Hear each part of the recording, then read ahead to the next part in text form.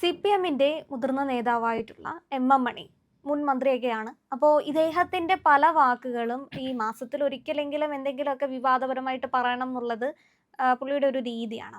കഴിഞ്ഞ ദിവസമായിരുന്നു അഭിമന്യുവിന്റെ ചരമദിനം. അപ്പോൾ അതുമായി ബന്ധപ്പെട്ട് ആ ഒരു പരിപാടിയിൽ മണി സംസാരിക്കുകയായിരുന്നു. പൊതുവെ CPMന്റെ കമ്മ്യൂണിസ്റ്റ് പാർട്ടിയുടെ ഒരു ശൈലിയാണ് തങ്ങളെ തൊട്ടവനോ അല്ലെങ്കിൽ തങ്ങൾക്ക് തീർക്കാൻ തോന്നുന്നവനെയൊക്കെ വടിവാളെടുത്ത് വെച്ച് കൊല്ലുന്ന രീതി. അപ്പോൾ അതിലൊരു പാളിച്ച ഉണ്ടായിപ്പോയത് അഭിമന്യുവിന്റെ കേസിലാണ്. അഭിമന്യുവിനെ തൊട്ടവനെ ഞങ്ങൾക്ക് തീർക്കാൻ പറ്റിയില്ല. കാരണം മഹാരാജാസിലായിരുന്നു നടന്നത്. പക്ഷേ മഹാരാജാസ് കോളേജിലായതുകൊണ്ട് തന്നെയാണോ മണിയാശാൻ ഈ പറയുന്ന രീതിയിൽ ഈ തീർക്കാൻ പറ്റാത്ത പോയത്, അതോ അത് SDPIക്കാരായതുകൊണ്ടാണോ?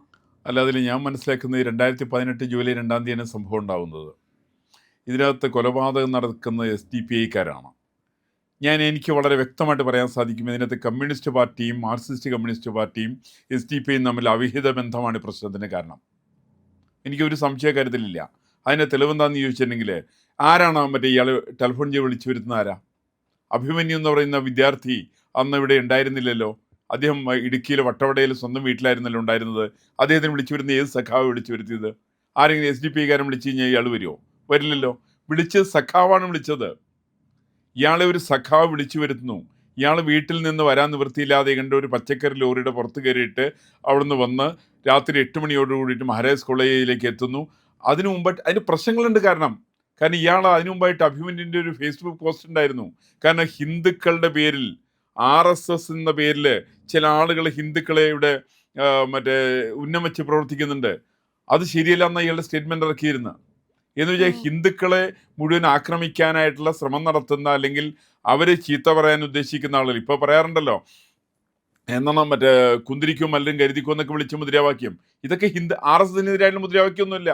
ഇത് കേരളത്തിൽ ഹിന്ദുവിനെതിരായിട്ടുള്ള മുദ്രാവാക്യമാണ്. ഈ മുദ്രാവാക്യം വിളിച്ചതിനെതിരായിട്ടാണ് അഭിമന്യു പറഞ്ഞത്. ആ അഭിമന്യു പറഞ്ഞതിൻ്റെ പേരിലാണ് അഭിമന്യുവിനെ ഏതോ ഒരു SFIക്കാരൻ കമ്മ്യൂണിസ്റ്റുകാരനായിരിക്കുന്ന ആളുകൾ, ഞാൻ മനസ്സിലാക്കുന്നത് മുസ്ലിം നാമധാരിയായിട്ടുള്ള ആളാണ് അയാളെ വിളിച്ചതെന്നാണ് ടെലിഫോൺ ചെയ്ത് വരുത്തിയത്. അത് പോപ്പുലർ ഫ്രണ്ടായിട്ട് ബന്ധമുള്ള SFIക്കാരനാണ്. അവർ വിളിച്ചു വരുത്തുന്നു. ഇയാൾ രാത്രി എത്തുന്നു, ഇയാൾ വയറ്റത്ത് കുത്തുന്നു, ഇയാൾ മരിക്കുന്നു. ആരൊക്കെ കേസിൽ പ്രതികളായിരിക്കുന്ന ആളുകൾ ആരൊക്കെയാണ്? 7-8 പേരാണ് പ്രതികളായിട്ട് വന്നത്. ഈ പ്രതികൾ, ഞാൻ താമസിക്കുന്ന നെട്ടൂർ അടക്കമുള്ള ആളുകൾ പ്രതികളുണ്ട്, മൂവാറ്റുപുഴക്കാരുണ്ട്, അങ്ങനെ പല ആളുകളുണ്ട്. എങ്ങനെയാണ് ഈ ഭാഗത്തു നിന്നൊക്കെ മഹാരാജാസ് കോളേജിൽ പഠിക്കാത്ത ആളുകൾ എങ്ങനെയാണ് കോളേജിൽ എത്തപ്പെട്ടത് എന്ന് മാത്രമല്ല, അവിടുത്തെ IG-യുടെ ആഫീസുമായിട്ട് ഇതിന് ദൂരം 1 കിലോമീറ്റർ പോലും ഇല്ലല്ലോ. പോലീസ് എത്ര മണിക്ക് എത്തിയത്? എന്താ ഇവിടുത്തെ പോലീസുകാരൻ്റെ പണി എന്താ ഉള്ളത്? അന്നത്തെ IG-യുടെ പേരെന്താ? ഞാൻ IG-യുടെ പേര് ഞാൻ പറയുന്നില്ല. ഈ പറയുന്ന മൊണ്ണകൾക്കൊക്കെ എന്താ പണിയുള്ളത്? ഈ പോലീസ് ഓഫീസർമാർക്ക് പണിയില്ലേ? ഇവർക്ക് ഇവിടെ സംഘർഷമുള്ളവർ അറിയാമായിരുന്നില്ലേ? നേരത്തെ തന്നെ സംഘർഷം അവിടെ പകലുണ്ടായിരുന്നതല്ലേ? രാത്രി 8 മണിക്ക് എന്തിനാണ് കോളേജിൽ ഈ പറയുന്ന വിദ്യാർത്ഥികൾ കൂട്ടം കൂടി നിൽക്കുന്നത്? എന്തിനാണ്?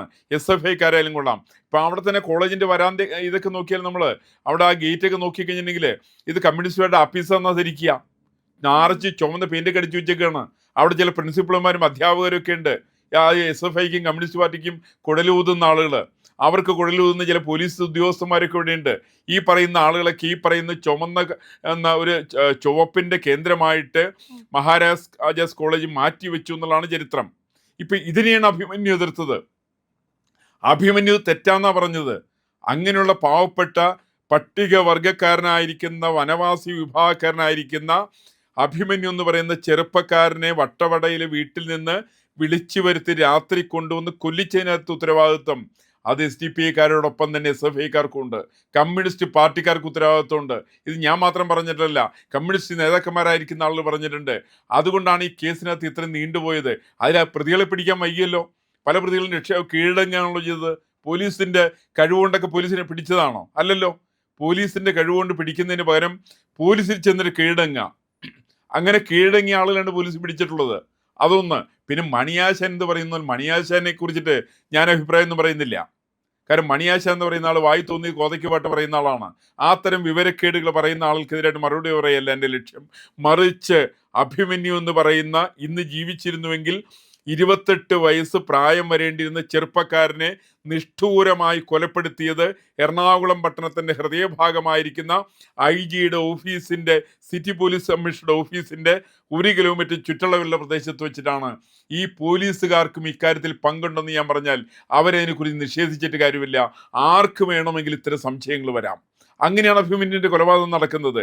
അപ്പോൾ അതുകൊണ്ട് മണിയാശാനി പി വി ഇതിനകത്ത് പറയുന്ന മാതിരി ഞങ്ങൾ അടിച്ചെങ്കിൽ ഞങ്ങൾ തിരിച്ചടി. ഇവരാര് തിരിച്ചടിക്കുന്നത്? ഇവർ കമ്മ്യൂണിസ്റ്റുകാരെ തിരിച്ചടിക്കോ? അല്ലെങ്കിൽ ഒരു പോലീസുകാരെ അടിക്കോ? ഇവരടിക്കില്ലല്ലോ. ഇവരടിക്കുന്ന SDPIക്കാർ തിരിച്ചടിക്കോ? അടിക്കില്ലല്ലോ. ആരെ SDPI എന്ന് പറയുന്നവരാണ്? കമ്മ്യൂണിസ്റ്റ് പാർട്ടിയുടെ സഹയാത്രികരാണ്, ഇവരെ കൂടെ സഞ്ചരിക്കുന്നവരാണ്. പിണറായി വിജയൻ ഇലക്ഷൻ സപ്പോർട്ട് ചെയ്ത ആളാണ്.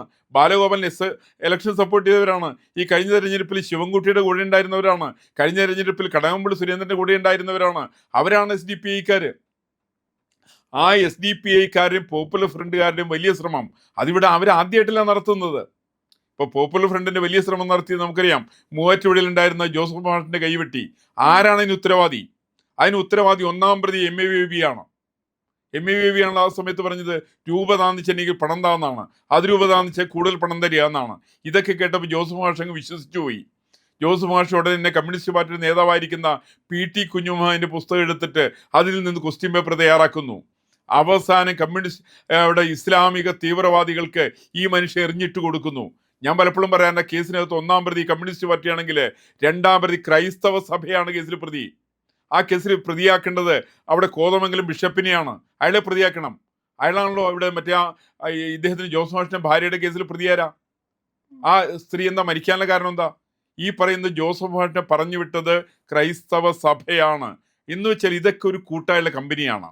ക്രൈസ്തവ സഭയായാലും കൊള്ളാം, SDPI ആയാലും കൊള്ളാം, കമ്മ്യൂണിസ്റ്റ് പാർട്ടി ആയാലും കൊള്ളാം, ഇവർക്കെതിരെ സംബന്ധിച്ചൊക്കെ ഇവർക്ക് വേണ്ടാത്ത ആളുകളെ കൊല്ലുന്നൊരു പരിപാടി ഇവർക്കുണ്ട്.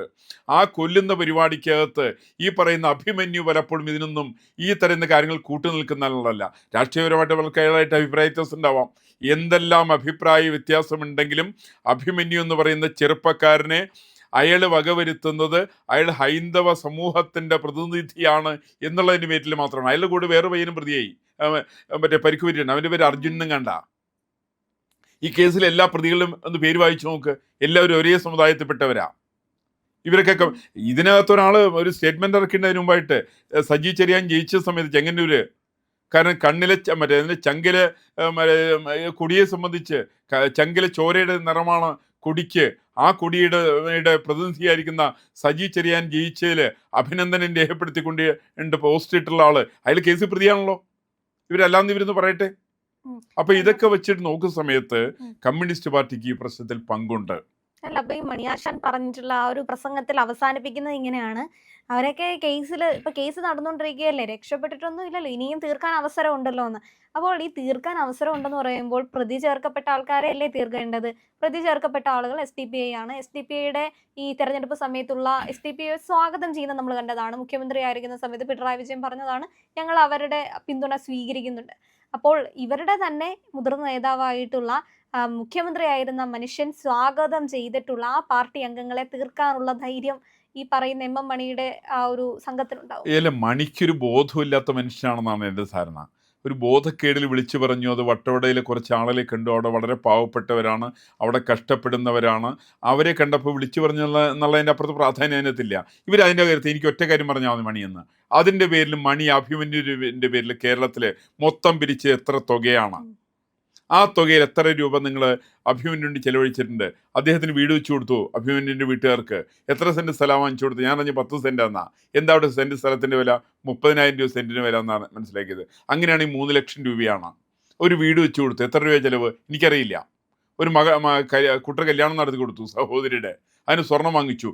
എത്ര പവൻ്റെ ഗോൾഡാണ് ഇവർ വാങ്ങിച്ചത്? ഇങ്ങനെയുള്ള ചെലവുകളെല്ലാം കൂടിയിട്ട് ഇവർ 1 കോടി റുപ്യ ചിലവഴിച്ചിട്ടുണ്ടാവുമോ? മറിച്ച് ഇവർ എത്ര കോടി റുപ്യ ഇവർ കളക്ട് ചെയ്തത്? അത് 15 കോടിയാണ്, 16 കോടിയാന്നൊക്കെ പറയുന്നുണ്ട്. ഈ പറയുന്ന പണം ആരെ കൊണ്ടുവന്ന് എനിക്കറിയില്ല.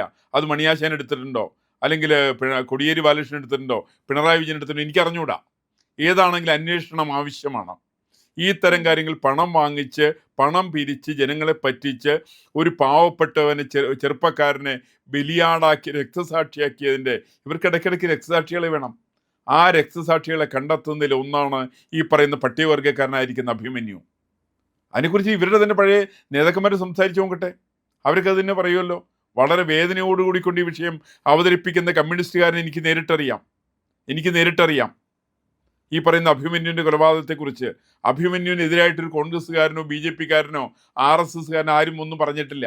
മറിച്ച് പറഞ്ഞിട്ടുള്ളതെല്ലാം കമ്മ്യൂണിസ്റ്റുകാരാണ്, SDPIക്കാരാണ്, പോപ്പുലർ ഫ്രണ്ടുകാരാണ്. ഇത് ഇവരുടെ സഖ്യകക്ഷിയുടെ ഭാഗമാണ്. അതുകൊണ്ടാണ് ഇവർ കൊലപാതകം നടത്തുന്നത്. അപ്പോൾ ഈ മണിയാശാൻ ഇതിനകത്ത് ഈ കണ്ണിൽ പൊടിയിടാൻ വേണ്ടിയിട്ട് ചില സ്റ്റേറ്റ്മെൻറ്റുകൾ ഇറക്കുന്നു എന്നുള്ളതിൻ്റെ അപ്പുറത്ത് മണിയാശാൻ്റെ പ്രസ്താവനയ്ക്ക് ഒരു പുല്ലിൻ്റെ വില പോലും ഇല്ല എന്നാണ് ഞാൻ മനസ്സിലാക്കുന്നത്. പ്രിയപ്പെട്ട പ്രേക്ഷകരെ, ഞങ്ങൾ ഇന്ത്യ ലൈവ് പതിവ് പോലെ നമ്മൾ പറയുകയാണ്, മാധ്യമങ്ങളിൽ വരാത്ത, മറ്റു മാധ്യമങ്ങൾ പറയാത്ത വാർത്തകളാണ് നിങ്ങളുടെ മുന്നിലേക്ക് കൊണ്ടുവരുന്നത്. ഇത് പറയാൻ ഞങ്ങൾക്ക് പ്രേരണയും ശക്തിയും നിങ്ങളാണ്. നിങ്ങൾ ഞങ്ങളുടെ കൂടെ ഉണ്ടാവണം. ഞങ്ങളുടെ ചാനൽ സബ്സ്ക്രൈബ് ചെയ്യണം. നമുക്കൊരു ചാനൽ കൂടിയുണ്ട്, C4N, C4N മലയാളം.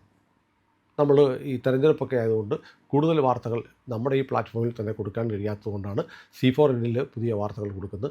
അപ്പോൾ ആ ചാനലും കൂടി ഒന്ന് സബ്സ്ക്രൈബ് ചെയ്യണം. ഇന്ത്യ ലൈവ് ഉറപ്പായിട്ടും ചെയ്യണം. C4N കൂടെ, C4N, C എന്ന് പറഞ്ഞാൽ ക്രെഡിബിൾ, ഫോർ എൻ നേഷൻ, രാജ്യം. നമ്മുടെ രാജ്യത്തിന് വേണ്ടിയാണ്. രാജ്യം വിട്ട് ഒരു കാര്യവും ഇന്ത്യ ലൈവിനില്ല. അതുകൊണ്ട് ഞങ്ങളുടെ കൂടെ ഉണ്ടാവണം എന്നുകൂടി അഭ്യർത്ഥിക്കുന്നു.